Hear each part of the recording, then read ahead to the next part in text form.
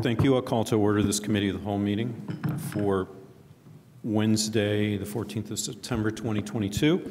We have one item, the aforementioned Ordinance 2223, again to vacate a public parcel regarding two 12-foot wide rights-of-way in the Lone Star addition within a triangular-shaped block bordered by West Cottage Grove on the north, West 10th Street on the south, and North Monroe Street on the west. Solomon L. Lowenstein Jr. and Julia Bierman, petitioners. So we'll begin with an introduction by Liz Carter, Senior Zoning Compliance Manager. Welcome. Thank you. Like you said, I'm Liz Carter. I'm the Senior Zoning Compliance Planner for the Planning and Transportation Department. I am presenting this petition this evening. I'm going to share my screen, go through our PowerPoint. Okay. Ms. Carter, could you move a little closer to your mic? Yeah, I'm sorry about that. Thank you. So the general location of the right-of-way petition is shown on the screen here. It's on the near northwest side of Bloomington. It is bordered to the north by West Cottage Grove Avenue, to the west by North Monroe Street, and to the south and east by West 10th Street. This is a brief timeline of the history of this petition. So we received a complete application in October of 2021. In early 2022, we sent this petition out for utilities and other public agencies to give any kind of feedback, comments, if they supported this, if they had any objections, if easements would be needed, that kind of thing. Once we received our responses towards the end of February, we moved forward to taking this petition to the Board of Public Works for a recommendation. They did recommend denial. Then in August, we received a revised petition. Originally, there had been an east-west section of alley that had been included in this petition, and it was removed. This petition was then first heard by the City Council work session on August 26th, and on August 31st, we received updated guidance from the City of Bloomington Utilities. Originally, they had objections to the east-west alley portion because they had infrastructure in that alley. Then once that was removed, they had stated that while they object to alley vacations in general, if an easement were to be provided that they could approve, they would not have an objection. So that updated guidance from them came at the end of August. So the request is to vacate these two north-south alleys that are 12 feet wide, seen here on the survey that was provided in the packet. So this is just a brief rundown of the criteria that we, the Planning and Transportation Department, and of course City Council uses to decide if a vacation should be approved or not. So the main portion of it is just growth for the city, and that is why. These are all the recommendations and input we receive from utilities, from public entities, and from various departments. So the City of Bloomington's engineering department, the city engineer in particular, responded when we sent out the asking for feedback in early 2022. The city engineer responded that he did not see a community benefit or justification for the vacation of this right-of-way. The city utilities department, as I said earlier, objects to right-of-way vacations unless they have an easement that they can approve. At this time, they do not. Duke Energy responded when we had asked for feedback, saying that any vacation affecting their utilities, they would require easements as well. That's a standard response that we get from Duke in every vacation that we've asked for feedback on. CenterPoint and Comcast both responded to our request for feedback, saying they didn't object, but they didn't support. Everyone else that we reached out to did not reply. And then, of course, this went to the Board of Public Works and got a recommendation of denial. And lastly, the City of Bloomington Planning and Transportation Department does not support right-of-way vacation petitions. So our department's recommendation is for denial as well.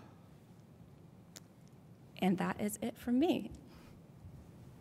Thank you, Ms. Carter. Would the petitioner like to make a presentation? Please introduce yourself. My name is David Ferguson. I represent Solomon Lowenstein, who is here as well. And I just wanted to make a couple corrections at the outset. The Board of Public Works, I believe when it was given to the Board of Public Works, it included the east-west alley at the time. So the petition that was given to the Board of Public Works is not this petition. So just so you know. And if I could have, do you have an overhead projector? Do you concur, Ms. Carter? Yes, the Board of Public Works heard the version of the petition that had the east-west alley.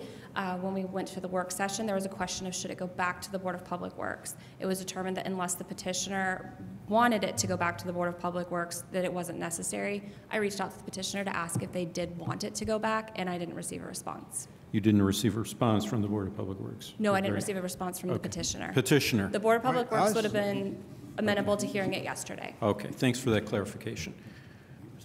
Thank you. Please proceed, Mr. No, Ferguson.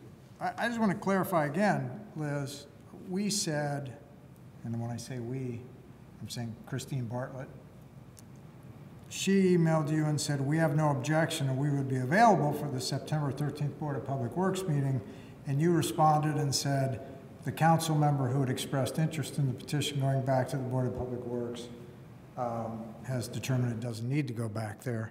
And the attorneys do not think that the petition not being reheard by BPW would result in the city council viewing the petition more or less favorably. So in that, that's... Right, the next portion does say the question for you all, the petitioner is, do you want the Board Oh, of do Public we Works? want? Okay. Yes, to hear the revised petition. If you do, we can certainly take it back on September 13th. If not, we do not need to worry about the petition going back to the Board of Public Works. Okay. Okay, so for future reference, please address the chair I will. Instead of having I apologize. a back and forth, but we will, and we can follow up with questions. But I wanted to make sure we were on the same point in terms of the petition. So please proceed, Mr. Ferguson. All right. And the next thing on CBU, we did receive very recently from Chris Wheeler, who was the attorney representing CBU, who said they would be inclined to approve a swap like this, provided that they got an easement. Now, to explain all of that, when you look at this, it's the original plat to the city. This plat was granted in, I believe, 1928. At the time it was granted, there were already a couple of houses built, and so these houses existed. The plat was made, and the highlighted green rights-of-ways, which I think they thought might be future alleys, actually there were houses, little corners of houses and garages that were already built. So they said, here, you can have this, however, and amazingly, those structures still exist. And I doubt anybody at the time thought they would, but they still do. So to give you just a view of how these things look today, the number 3, a photograph taken from the position of number 3, if you can see that right where it says vacate.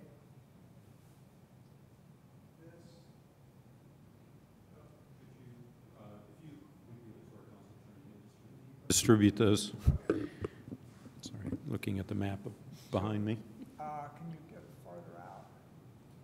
Yes. So Solomon there is trying to get through the woods to get to the pin that the surveyors put to indicate the left side of that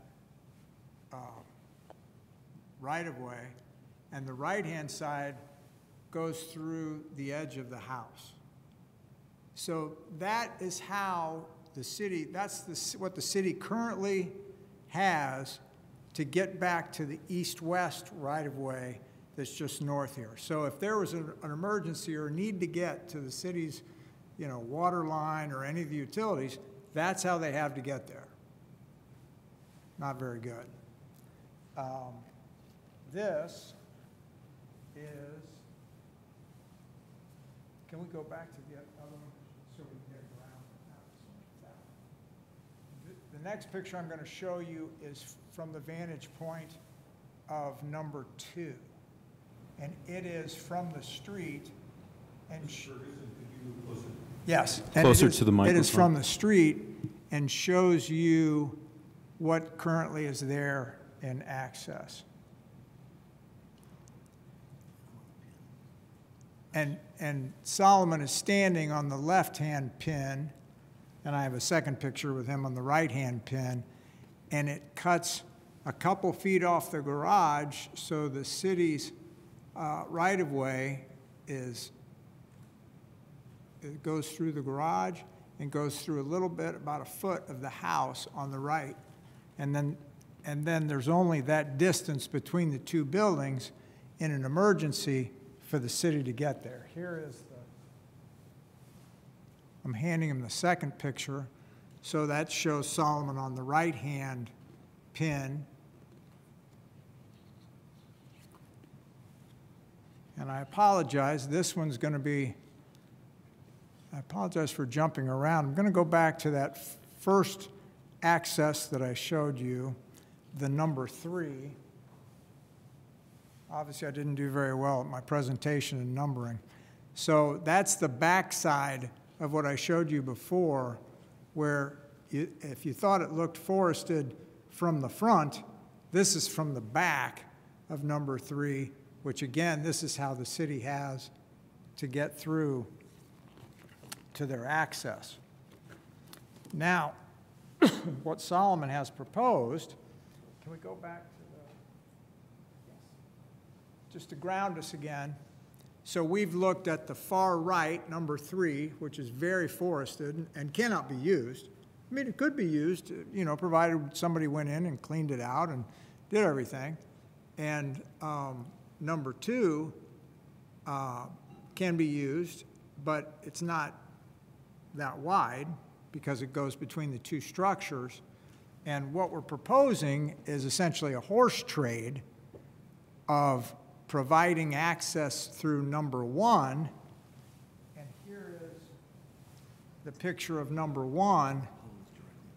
And there's an electric pole, which I think also has the Comcast on it. And then there's, and the east-west, going from left to right is the larger easement. And this is the access we propose to give the city an easement over that would allow them access. And what we found is the last time there was an emergency and the utilities needed to get to the east-west access, this is the access they used, the one they don't have a right to. And so, and Solomon, I mean, he's obviously a good neighbor, and he said, yeah, go ahead and use it, guys. But they didn't have a right to it. But this is the one that when the boots on the ground said, we need to get back there, this is the route they chose. So what we're essentially proposing is, why don't we formalize that and make this the easement for the city to get back to where they need, and the utilities to get back and do the work they need to do. And then those other 2 rights-of-way, which the city has never used in 90 years, nor cleared out, they could vacate those, and it would be essentially an even swap. So that's the proposal, which is essentially to formalize what the boots on the ground do in an emergency anyway. And like I said, my last communication as of, I believe it was yesterday, from Chris Wheeler, that CBU was inclined to approve a swap like this if what their grant is an easement. And we drafted an easement and we sent it to Mr. Wheeler, albeit these negotiations were going on at the 11th hour, and that didn't go out until, I mean, we drafted it in the same day and got it out to him yesterday evening. So granted, not a lot of time, but we're happy to work on the language and work through those issues. but we feel like this is a common sense proposal. It's not just us coming and saying, vacate these alleys and walk away. It's saying, let's recognize this is the best access and just trade for it. And it's really the only access to it. I mean, if you go completely to the street on the other side, and if we go back to my sketch or my plat, this would be, these photos are taken, it's labeled Future Street. It's West Cottage Grove. On this plat from 1928, it's labeled Future Street. So if you look at number 3 and go to Future Street, these are the photos.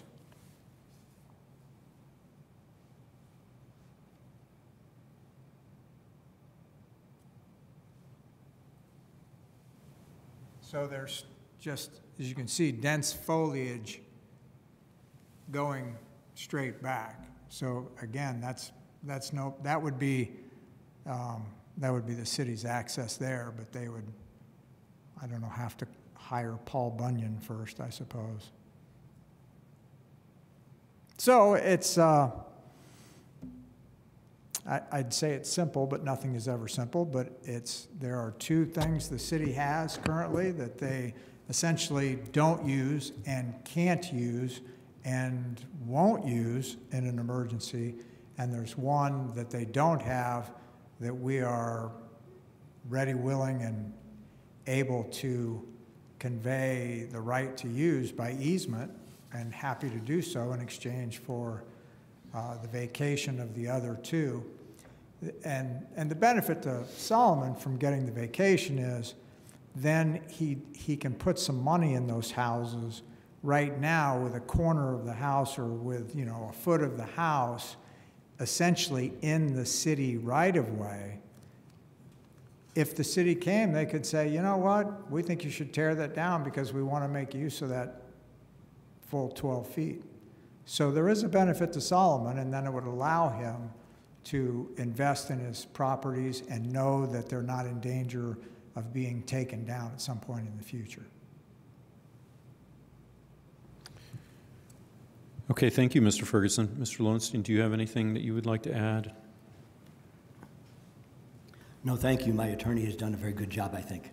Okay, thank you Unless very you much. have questions for me that I can answer directly. Well, we may. So let's see what evolves. I'm sure there'll be questions. So we'll go to questions now for council. Who would like to begin? Okay, let's go to Councilmember Scambaluri first, and then Councilmember Smith is next. Yes, thank you. So I'm just trying to make sure I'm following this correctly. The materials that we were presented are not what was just presented by the petitioner, correct? The petitioner mentioned that he just got us the proposed swap, the information on the proposed horse trade last evening. So the materials we have are not that. Is that correct? Is that a question? Yes. Yeah, this was always the proposal. It's always been the proposal. What I really tried to do tonight was make it as clear as I could, because I think in terms of completeness and legal descriptions and plats and the rest, I'm trying to look at you. I want to make sure I'm looking at the right camera. The packet has a lot of extraneous information that really, I think, made it harder to understand. So I'm sorry to be slow about this. So what exactly did you submit last night? No, it was just communications with the lawyer for the city who represents CBU. The lawyer for the city, we had proposed a document called a right of access. And he suggested he would be more comfortable if the document were entitled an easement. So I guess a legal distinction there. So we said, all right, we'll draft an easement. But essentially accomplishing the same result, because the document for right of entry we had, the one we proposed had the language that it would run with the land. And in legal terms, running with the land means that it never goes away. It's there forever. So very similar to an easement. Okay, thank you. And I would ask Ms. Carter, Ms. Carter, do you have any additional response to what the petitioners have shared? Mr. Wheeler did not make planning staff anyway aware that he had gotten any further on the easement document. He had communicated to the planning staff that he'd received the prior document, that was not acceptable to CBU, and that's the last that we had heard. So we were not aware that he was continuing to work through that. Okay, thank you. And I have one more question, but I could wait for another round if need be. Okay, let's go to Councilmember Smith. Thank you, Chair Rallo.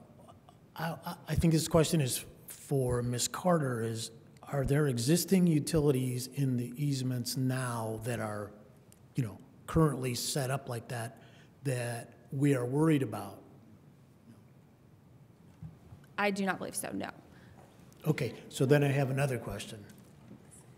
So based on this latest information, it sounds like you just said that Mr. Wheeler, the city attorney, said that he still would recommend a denial. And if that's the case, is there any further clarification on why that is? The last communication that we received from Mr. Wheeler was last week, and he had said at that time that CBU objects to right-of-way vacations unless they have an easement document that they can approve. At that time, he didn't have an easement document that he could approve. It's possible that the easement that he received last night, CBU would be comfortable with and they would approve. But at the last communication we had from him, which we considered the response, if you will, from City of Bloomington Utilities as to how they felt about this vacation, that's what we had. Okay, well, thank you. I'm going to add a little more about that. Beth Rosenberger, Assistant Director of Planning. So I know we've talked a bit about utilities as one reason, but I just want to bring up our long-range plans and other reasons that we have and keep alleys throughout the city. So this area in the long-range plan is identified as mixed urban residential. If you wanted, I wish I'd brought everybody one, but in the comp plan on page 84, it discusses within mixed urban residential, given the grid-like street system, alley access to garages and small building setbacks, on-site parking is purposely limited to the rear of the buildings. So I'm going to reference another one too. It's not unique across Bloomington for us to have unimproved platted alleys. We have them all over town. Bryan Park is a really easy place to see a lot of them, but they're in every neighborhood. And a reason in planning that we advocate and recommend keeping those is because we can't guarantee the future. So alleys do provide access. Our long-range plans and our current UDO encourage the use of alleys. This area is currently zoned R3. In the R3 zoning district, you are required to use an improved alley for driveway access. I'm aware that these alleys are not currently improved, but if they were to be improved by the city or by a developer, that helps inform the development and how that happens. And the reason we require that is because we don't, it actually improves pedestrian safety. It helps have homes that face the street. It helps a garage to be in the back. That can also provide more opportunities. So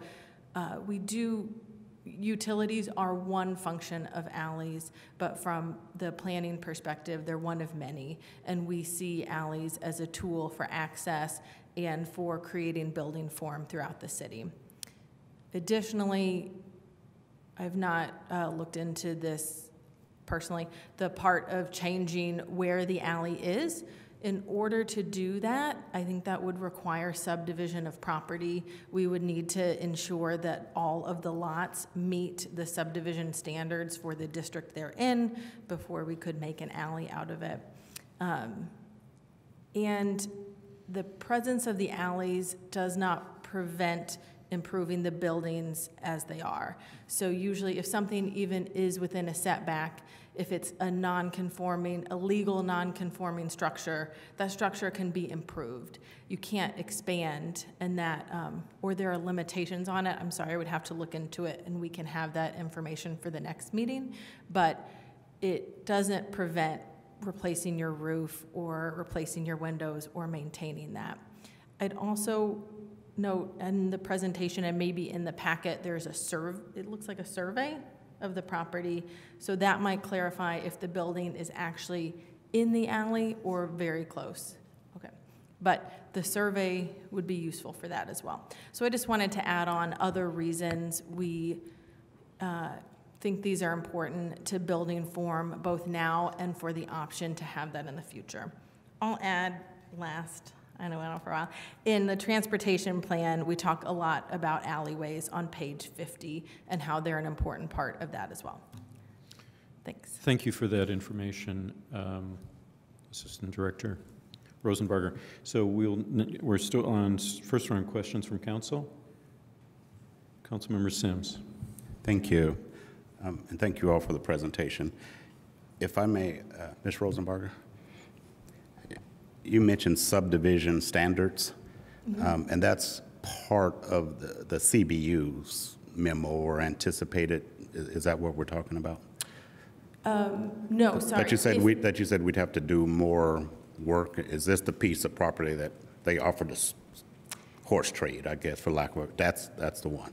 Yes. Okay. So if the option, or if there was an interest in looking at creating an alley between two lots where there's not currently an alley, if that is being dedicated as public property, that would be reducing the lots that are there, and so making sure that would be an option within the zoning district and the UDO. Okay, and you probably can't speak for him, but do you think Mr. Wheeler is aware of that? I'm just wondering. Maybe. Okay, go ahead. We also have specific attorneys for our different departments, so sometimes it might be something on his radar, or it might be something we would just need to connect our two department-specific attorneys to get together on, or make sure they're in conversations with development services about if the lots would meet those standards. Okay. Thanks. Mr. Chair, we'll have more rounds. Yes, Okay. we will, and Thank I you. believe Mr. Ferguson would like, did you have something to Just a say to point, address? yeah, that? just a point of clarification. We've been talking about an easement and not an alley. So the swap is giving an easement for access on the occasional times that the city needs to access it. And one thing I believe Mr. Wheeler wanted to make sure he could have in an easement was the ability to run a water line or some underground utilities there, which we added to the easement. But we were not talking about an alley there, but rather an easement, which in many respects, at least until an alley was built, it would be similar, but it wouldn't be a grant of the land. It's a grant of the use of the land, you know, legal right to use the land, both for underground utilities and for surface access to get to their other water line. And there's an electric pole back there as well. Okay, very good, thank you. Councilmember Sandberg is next. Thank you. I certainly have an appreciation for the comprehensive plan and the UDO's long-range plans, but my question has to do with what's there currently on the built environment. So if I could either ask you, Mr. Ferguson, or you, Mr. Lowenstein, what is the housing that's there right now, and what are your intended improvements for this housing? Is it the Lone Star development? Thank you. The long-range improvements are basically to maintain the existing properties. My concern is because even though the properties pre-existed the dedicated alleyway, I'm concerned that, in effect, the alley was encroaching the existing building. The garage on lot 11 is at 1010. The foundation is in part of the alley, the right-of-way. That does need repair. I would like to repair it at some point in time. I don't have an immediate plan next month to repair it. but my concern is to keep that structure intact because it is used. I also, yes, the back side of the garage as you see it does need some foundation work. It still is standing, but I want to be able to repair it without any issues.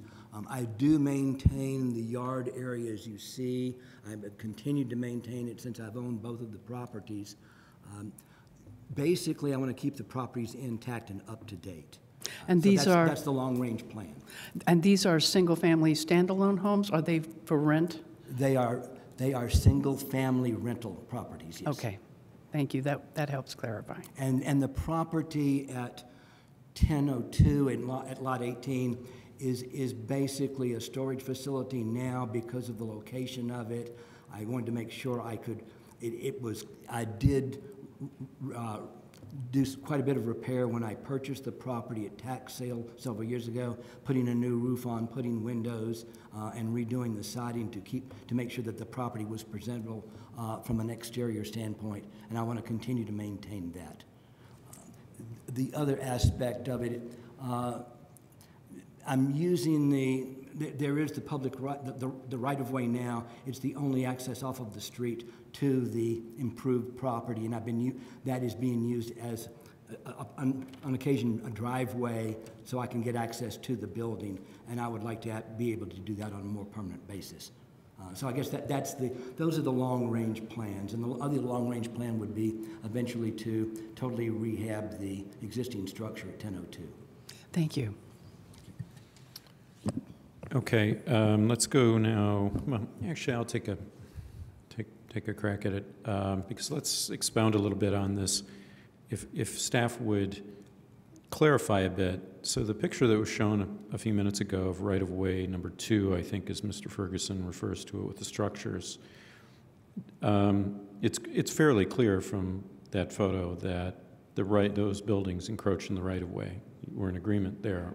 Is that correct? Yes. So if that's the case, then Mr. Lowenstein is saying that those structures are in potential jeopardy if the city decides that they want to use that right-of-way for something like an alley. Is that correct? Correct, that there's a remedy for that. And what is that remedy? So the engineering department, all the time, they have encroachment agreements, which is they find an encroachment into a public right-of-way. It could be a sign projecting over the right-of-way just in the air. It could be a building. It could be a fence. It happens all over the city. It's common. And they draft an encroachment agreement. It goes to the Board of Public Works, kind of legitimizing this encroachment. In many cases, they've existed for a long time. And just laying out the rights and responsibilities for that encroachment. It kind of like legalizes the fact that the building is in the right-of-way. But yes, going forward, it could still be that a utility that needs to run through that right-of-way, or the city could take down a portion of a structure in the right-of-way. Okay, so Mr. Lowenstein's case is that he might invest to repair these buildings, and yet those buildings the city may claim that space, and those might be affected in some way, partially Correct. removed, right? It looks like those buildings really encroach quite a ways. Do we have a setback from that if we were to reclaim that easement? Are there setbacks from that, or is it just whatever is within that easement? I think the setbacks would still apply. Of course, I believe the building, and Beth, Assistant Director Rosenberger could correct me if I'm wrong, the building would still be considered legal nonconforming. So even if a building didn't meet the setback, it was already existing, and no enforcement action would be taken upon it, but it would still be legal nonconforming if it were not to meet setbacks. Okay. Yes, Ms. Rosenberger, if you have something. Sure. I'll check in with our development services manager and our attorney to just give more info on that next time of what is allowed to be done and at what point. We'll have more on that. Thanks. Okay. And Mr. Ferguson, did you want to say anything in response to my I think it became question? clear. I loved your word jeopardy. I think that's the exact word. But I actually have two of those agreements with the Board of Public Works for the encroachments. I have encroachments in the public right-of-way. One is a stairwell, maybe, and one, maybe both are stairwells or access. But the agreement says that I'll provide all the insurance and make sure everything's fine, and at any time in the future, if the city wants it, it comes down. So the agreement is really, it's an agreement that says you can do this so long as we say you can do it. Essentially, what we currently have, which is you're encroaching in the alley, which we pre-existed the alley, which was a little, it's an interesting detail you generally don't have. And then the fact that if the city ever wants it, then it would have to come off. And you raise a good point about setbacks, which is, well, if that happens, then is it really fall under pre-existing, or is it, oh, now you've made a change in the structure, now you need to comply with the setback too, which means that house is coming down, essentially. I see. Okay, thank you for that. And by the way, when were those structures built? Do you have a date?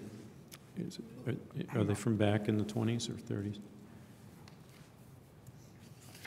I think this was in the packet, but I grabbed it tonight to make sure I had this answer. And so, Solomon, you'll have to tell me which one is which, because these are by lot.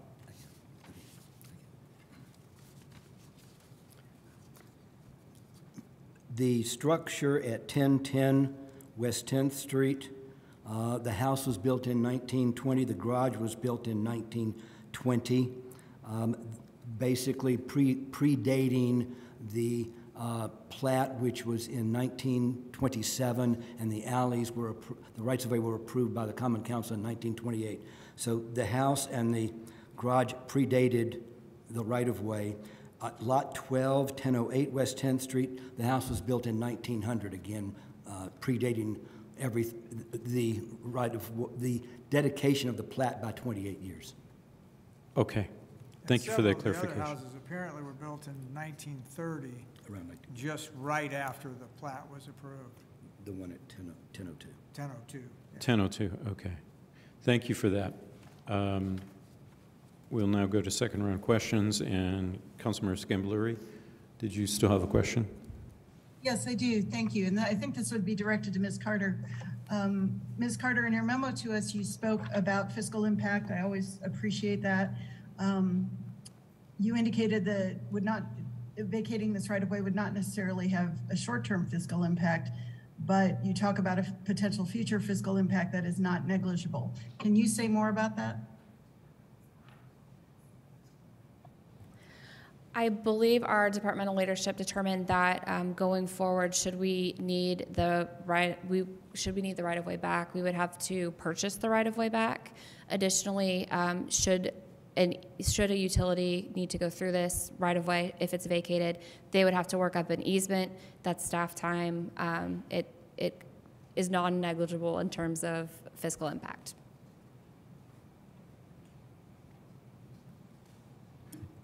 Does that satisfy your question? Almost. Shoot. Almost. And you also mentioned damages for access in order to maintain utilities. Could you speak to what you mean by that? That seems to go beyond what you just said about securing an easement. So. I'm sorry, could you repeat that one more time? I couldn't quite hear you. In your memo, you talked about damages for access in order to maintain utilities and the prohibition to remove any existing structure. Could you say more about it? Am I understanding that if we did need to access it and some property needed to be damaged for some reason or moved or something, we would need to compensate for that? Is that correct? If we vacated this right of way? That's correct. And the petitioner did talk about how utilities opted for another route when they needed to access their utilities that these rights of way currently lead to. But they could determine that they needed to access a different point in a water main, for example, and that this one of these rights of way is actually the best route. If they were in a situation where this was the the clearest route. They would have to go through private property. Anything in an emergency, I mean, they will go through private property, is my understanding. In that case, anything, if the brush that's cut back, any buildings that are impacted, the utilities would bear a cost for that. Great. Does I that make understand. sense? Okay. That does. Thank you very Okay. much. Thank you, Mr. Chair. Thank you, Councilmember Scambaluri. Further second round questions, Councilmember Sims. Thank you. We have a water main in that right of way. And the picture he showed us, I guess that's access through what you own, your right of way, or I'm sorry, what you own. So I guess what I'm wondering, and I think you just explained it partially about having to cut trees and that sort of thing if you needed access. I guess one of the things I'm wondering is how do we address that now? Is it similar to what you just explained, that we may go through that open and if we damage, we'll compensate? Is there any other access to get to, can we create an access on what is a city right away? Yes. If need be, so yeah. Right, so there are unimproved alleys, as Beth said, all over town. And from time to time, if, for example, CBU determines that they're going to need to replace a main, and this right-of-way, one of these alleys, is their best access to do that, they can contact the street department. The street department can come through with a bush hog, remove all the vegetation, and clear a path for CBU. If, as the petitioner mentioned, in an emergency situation, they may ask to take the path of least resistance because they're trying to get, example, a water main fixed, get people's service restored. So that case, time is of the essence. But if they had a project planned, the first thing utilities would do is to look at how they're going to access their, their infrastructure, and they could ask another city department to, help clear the way. That is a request that the street department does get from time to time from residents, from utility companies. Can you send a bush hog? Can you send one of your crews when they're not busy, filling potholes and salting streets and all that? Right. If they have some extra time, could you run a bush hog through this alley? And I know that Adam Wason has definitely acquiesced to those requests in the past.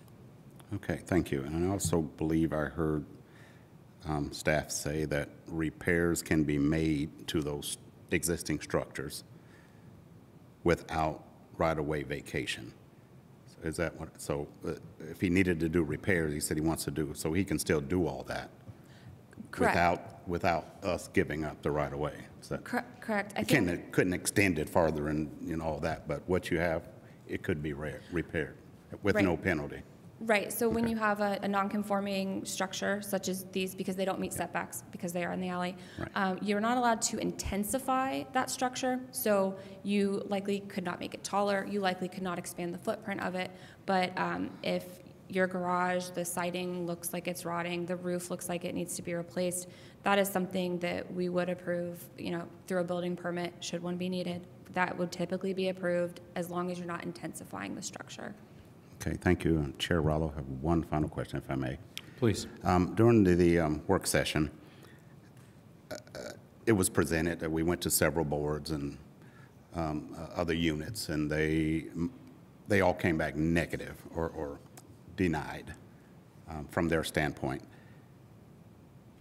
But there were some changes taken, as I understood, and we were debating.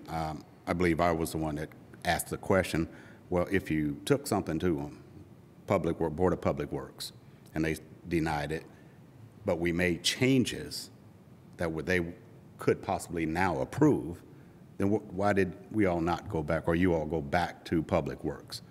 If you were seeking a positive recommendation, why Well, it's a good question. I think we interpreted it as something that you wanted us to go back to Public Works. And so we said, sure, we'll go back to Public Works if that's what they'd like us to do. But it wasn't something that we really just wanted to come to the city council. But going through some of these other things is not our procedure, it's yours. So we'll do whatever you want us to do. And that's what we said. We'll do whatever you ask us to do, whatever hoops you set up, we will jump through those hoops. And so, when they indicated that the city council didn't necessarily think we had to go through Board of Public Works again, we chose not to. Oh, no, that's fine. I mean, it's not a bad thing that you chose not to. It's just something that, me, from a reasonable standpoint, I wonder why not. Right. And one of the things that I depend on, and I think many of our colleagues, as part of the decision-making, is recommendations from departments or units that are affected. And let's just face it, if I didn't know anything and I got 4 denials, I mean, you know. No, I'm getting a sense. I'm not saying that's a deal breaker or anything. No, but I'm getting a sense of the difficulty of your job. I mean, for example, your question, we could repair the houses. Well, yes, we can repair the houses. We can make the houses a lot nicer. But the problem is, it's not that we're not able to do that. It's that they are in jeopardy of being torn down at the city's discretion. So if the city would decide, yes, we want to make use of that right of access, they could take those houses down because they say, look, you're encroaching on our right-of-way. So it's not that we can't improve them, it's that no reasonable person would put a lot of money into it because you're in jeopardy of losing it at some point. And the more valuable you make it, the bigger the loss you would have. So it's not that we cannot improve them, it's that it doesn't make sense. It's not common sense to put a lot of money in something that partially sits on city property. So, but like I said, as I can see, there's a lot of moving parts here, and it is hard, and it probably is easier to get a recommendation from a, and it was the same with utilities, because CBU, I think, was like, no, we don't want to, our initial request was to vacate the east-west as well. And CBU said, no, we've got a water line there. We don't want to vacate that. Okay, agreed. So we dropped that from our request. And now CBU says, hey, we'd be inclined to approve this if we got an easement. You know, and that's 2 lawyers. That was a lawyer saying, your right of access, I don't like it, I really want an easement. Well, you know, to a layperson, it's probably just not that big a deal. But the lawyer was like, yeah, I really want to have an easement. Well, great. I mean, we can work with that, and we drafted one right up. So I think CBU, their tune will have changed, and I can't speak to the Board of Public Works, you know, if they would be the same. And you know, as for planning, saying someday we might want these alleys, I can engage in it. I can get the master plans. I'd love to talk about it. Love to talk about the west side. You know, what happens on the west side. I mean, this is somebody on the west side who's trying to make things nicer, and you know, that's our proposal. One way or another, not that he would say I would approve it. He doesn't have that authority. So I don't, you know. But they do have the authority to recommend, and that's what I was getting at. So, okay, thank you. I just want to make that clear. Thank you. Thank you, Chair Rolla. Thank you, Councilmembers. Sims, Councilmember Smith, do you have a question? Thank you. I have a kind of a more, nuanced question or not. I don't know.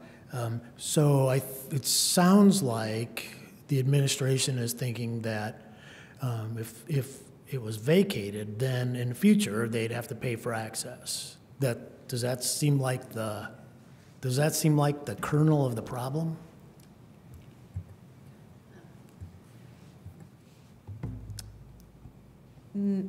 What's the kernel of the problem then? I think it's existing public property, and we find a benefit in public property and in maintaining the public property that we have for potential use now or future use. So, and then if we were to do that in the future, and we wouldn't improve an alley we don't own. So I guess it wouldn't cost, but if we did, sorry, that doesn't make sense.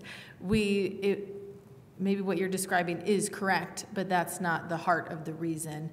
The heart is that it is public property. We find value in maintaining that public property, or if you want to say, in holding on to it for future potential. If I just can say something else, that it wasn't public property, though, correct, until it was platted in 1928. I would like us to we're going to dig into that a little bit more. I'm curious, and maybe it was in the packet, if that's the original plat for the area or if there was a replatting. I know there were dates about the houses, and if there is things that we could share that would help understand and show when those houses were put there. So Yeah. maybe I just don't have enough information to say that was the original plat for the area. Yeah, I'm always concerned that we're using a bureaucracy and kind of interfering with somebody's property rights. I'm always kind of concerned about that. And so I have one more question. Can I just say it? Yes, please. Okay, so the last question that would help me is if it was vacated and the utilities wanted to come that direction, can't they just go around the structure? I mean, this is me, I'm a layperson. I don't, can't they just make a left turn, go around the corner of the building, and then everything would be okay? I'll want to get an answer from utilities for you. I think generally there's a lot that goes into where the utilities go. Some utilities, specifically water and sewer, have a lot more requirements and would have an optimal path. So having more options is useful with that. If they were to want that path to go across private property, then they would need an easement to do that. Right, and that seems to be something that, in my mind, sounds like there might be a way to work that out between the city and Mr. Lowenstein that everybody would kind of be happy. It just, we would vacate that part. Yeah. Sure.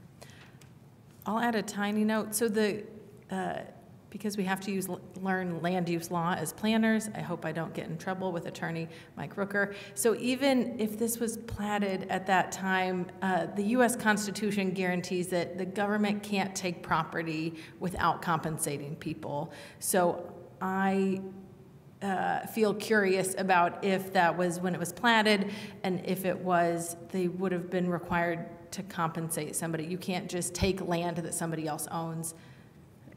Complicated U.S. history there, but we have safeguards around that. So thanks. Yeah. Thank you very much. I appreciate it. Further questions from council? I'll take one more. So just for clarity, Ms. Carter, or have you been in discussion with Mr. Wheeler at all about this topic? It seems like the letter would just arrive last night, or the memo or note or whatever. And I'm curious about the relative advantage. In other words, there was some kind of indication that there might be a relative advantage for right-of-way, the proposed right-of-way, or number one, relative to number two and number three. So I would want to ask Mr. Wheeler how he feels about that, relative advantage as planning sees it, giving up to platted alleys, public, property for an easement is not an advantage. But if City of Bloomington Utilities feels differently, if they feel this location is just so, ideal for what they are doing now, what they're doing in the future, we would certainly take that into consideration. But just kind of as Beth said earlier, just utilities is one group that's advising. There are a few. So we, of course, take their considerations into account, but they are one group of quite a few. Okay. Thank you. Mr. Ferguson, can I ask a question? You're proposing right-of-way exchange vacation of number two and number three as you had it on your map for number one. Is there, number two has structures. Number three, it's my understanding, is just vegetated. Number three, I believe, cuts through about a foot of the structure on the right-hand side. So they both have structures, and Yes. so you want them, okay. And it wasn't a taking, as we understand it, one person. We went back and had a title search done because we had the same interest or just curiosity as to how did this get platted and when did it get platted, and did the person who submitted the plat really own all these properties? Because there was several properties, and it seemed like a big area to own for one person. And we thought, well, good gosh, is the plat defective?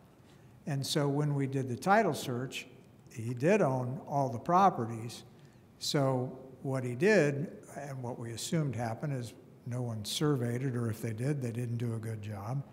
And they missed the fact that the structures encroached into those alleys. And like I said, either they missed it or they thought, nobody's ever going to use these. I mean, I don't know what the thought was in 1927 and in 1928 when it was approved, but it wasn't a taking. It was one person, and we went back and spent a few hundreds of dollars with a title company to get that answer, and have provided it to the city. Yeah. Okay. Yeah. I mean, I'm not saying that you should be intimately aware with the title search results. I'm just saying you have it in that stack. Well, the history is very curious because Ms.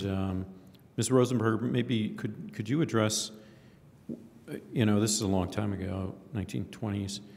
Would there have been a process then, like we have now, where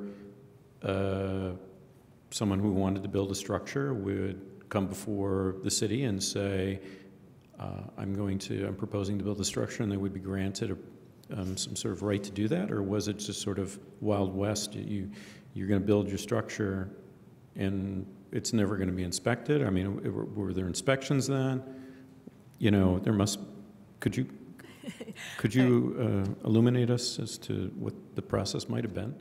I love your question. I have no idea of 1920. So we can, no, I don't know the answer. So there wouldn't basically have, and there's no record that you know of that, or are you searching right now that permission had been granted for these structures to be built? In other words, I'm trying to determine if the city approved of these structures being built in what turned out to be our right-of-way. Sure. So it sounds like they were, this is going off of what the attorney said, that the structures were built. I can't say that the city had a process or didn't have a process. I don't know what was, we would need a city historian on that level. That predates our city zoning code. Yeah. So the structures were built, somebody owned, or what he's describing, and I'm happy to find out more, is somebody owned one parcel, built multiple structures on it, and worked with the city to plat that property and dedicate different parts as public right-of-way. And in that process, properties that they already owned, they agreed to have placed in the right-of-way knowingly or unknowingly. So I don't know the building approval process or anything at the time, but we could find the platting records would be our best, and titles are our best sources for information there. Okay, thank you for that. Are there any other questions? Seeing none, then we will go to the public for comments on Ordinance 2223. If there's anyone in the council chambers who would like to speak.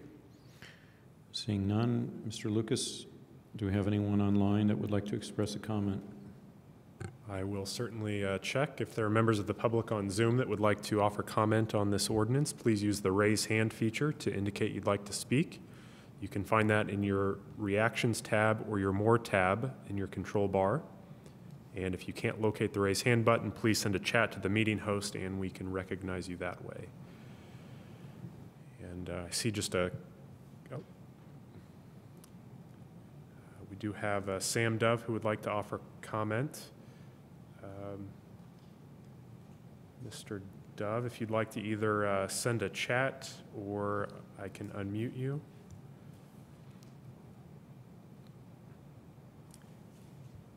And if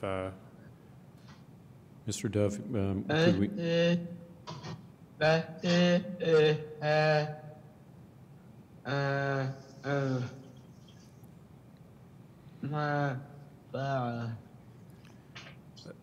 Sam, if you'd like to send your chat your comment via chat, I can, oh, I see it. Sam says property needs to be fixed and we don't want a crack. Okay, thank you, believe Mr. That's the comment. If there are others, I'll share those with council members. Thank you, Mr. Duff. Any other public comment?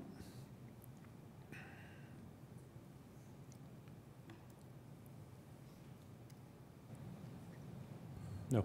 Okay. We're back to council then for final comment on ordinance 2223, if we have any. Any takers? Councilmember Sims. Thank you. I had the pleasure of meeting Mr. Sam Duff several times at the public library. Mr. Dove is having some challenges in life, let's just say that. Very good person, but one of the people who really participate in this local government process. So, and I'll just say this in the air, when he can't speak, I mean, well, but people don't know that. So if you hear something up there, then I see certain looks or something. I mean, I just think we really ought to be careful with that. And that's not to anyone directly. I'm just saying I just need to do that. I think I'll pass tonight. I think we need to get more information. I don't think this is an issue of property rights or property taking or any of that at this point. I will note that 2018, we celebrate our bicentennial. That makes the city formed in 1818, and we're talking 1927, 1928 for platting and this, that, and the other. So I'd like to really hear more information on what we can dig up. And it gives us a little bit more time to chew on it, so to speak. So thank you very much. Thank you, Councilmember Sandberg. I agree with Councilmember Sims, and when you were making the comments about initially as this was presented to us, it became kind of obvious when you have as many city entities, utilities and Board of Public Works and our planning department coming at us with a negative recommendation. It's very easy to just think, well, this will be a simple decision. But having attended the work session and having formed one opinion at that work session, and now having the benefit of sitting through this meeting, which I found very valuable, I find myself in a position to agree with Councilmember Sims that we need more time, we need a little more information than what was initially presented to us. And so my position is to pass this evening and look forward to a more robust discussion next week, as maybe some of these questions that we've posed tonight we will have a little more clarity for. So thank you. Thank you. Councilmember Smith. Thank you. I'm going to pass too, just because it sounds to me like maybe Mr. Ferguson, Mr. Lowenstein, and Mr. Wheeler may be able to put their heads together and figure something out. I would certainly see that possibility in my head, but I'm a lay person. I'm not an attorney. I'm not a planner. I just think it sounds like we could do that. So thank you. I'll be passing. Councilmember Piedmont Smith. Yes, I just wanted to remind my colleagues that at a committee of the whole meeting, when there is a move to pass recommendation, it is a recommendation back to the council as a whole. And if you say the word pass, that actually means that you want it to pass, that you're making a yes recommendation. So please, if you want to pass tonight, I think the appropriate term would be abstain. So I just want to remind my colleagues about that. Very good. Councilmember Scambaluri, do you have any comment? Yes, thank you. As of tonight, I'm inclined not to support this request. And here's my thinking. In general, I am not inclined to support right-of-way vacations and support surrendering city property. One of the questions I always ask myself is, under what circumstances should I be substituting my judgment for that of boards or commissions or staff that have weighed in on a given issue? And as of right now, we have recommendations to decline this request. So I do take that into consideration. Some arguments that are not compelling to me, it's not compelling to me that we don't currently use this land for access. For that matter, if we're looking at what's happened in the past, then the city has never threatened to take the property. So why not improve it? You know, so that kind of logic, if we apply that logic, we have to do it consistently. And past use of the property isn't all we need to consider as city council. And we do have to consider the future. We do have to consider the fiscal impact. There is still, in my mind, a pretty big chunk of information missing with the exchange of information on the potential easement. That may change my mind at some point, but we don't have that information right now. So with that in mind, I'm not inclined to substitute my judgment for some of the judgment we've already heard and from the feedback from staff. So I won't be supporting this evening. Thanks.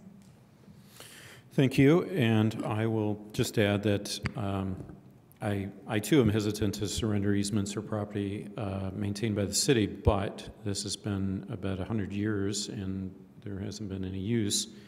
There may be in the future, but it seems to me that this is still in process right now. I would like further clarity about CBU's or Mr. Wheeler's view on the relative advantage, because it might be in the public interest to have this exchange. And it would be nice to know a little bit more of the history, because,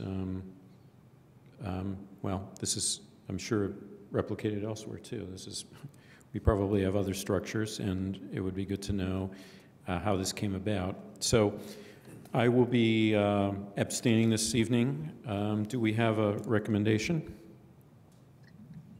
I'd like to move that we submit a recommendation to council of due pass. Is there a second? Will the clerk please call the roll on the recommendation?